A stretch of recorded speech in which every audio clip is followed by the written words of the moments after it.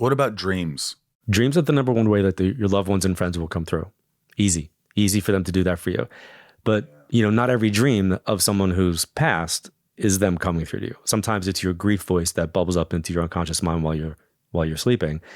And you'll have those arguments, or they'll be disappointed, or they'll be sick, they'll be mad. None of that is a visit. Right.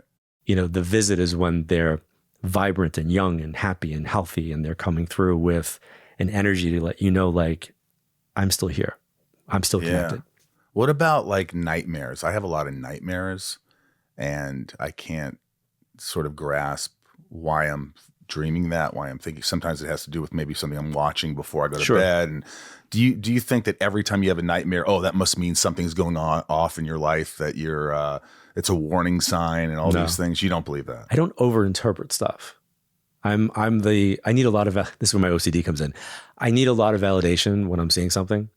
So when my mom passed, I was told that, energy-wise, I was told that she was done learning the lessons that she came in to learn in this lifetime. And her passing was going to be the catalyst for me to become the person I need to become. And I was like, yeah, that's great. I'd rather have her here. 15 minutes after that, a woman that I studied with called me, gave me the same message verbatim. And 15 minutes after that, Lydia called me and gave me the same message verbatim. And they were all in different states. And I said to Lydia, I go, why do you think I had to hear this 3 times and not once? And she started to laugh, and she's like, do you know you?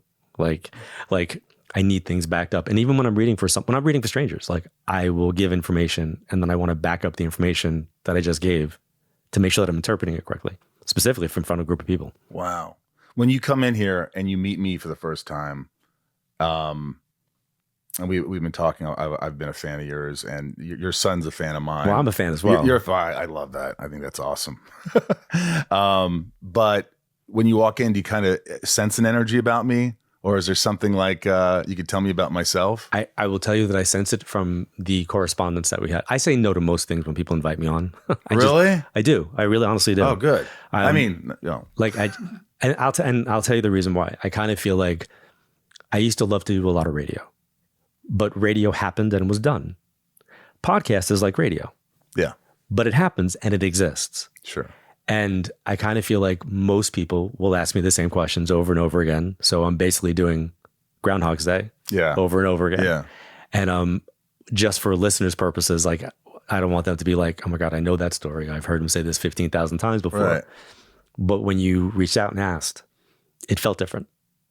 And it wasn't because I'm a fan of yours or a fan of Superman or a fan of Smallville and all that kind of stuff. It felt different. And I went, oh, I'm going to say yes to this. And then I actually surprised myself that I was going to say yes to this. And my wife said, she goes, you're going to do it? And I went, yeah, I'm going to do it. And I love that. It just felt different. You felt different. And then the way you corresponded with me was like you knew me. It didn't feel like you wanted me here because you wanted a reading. You felt like you wanted me here because you wanted to talk about the subject matter. Yeah. That to me is appealing.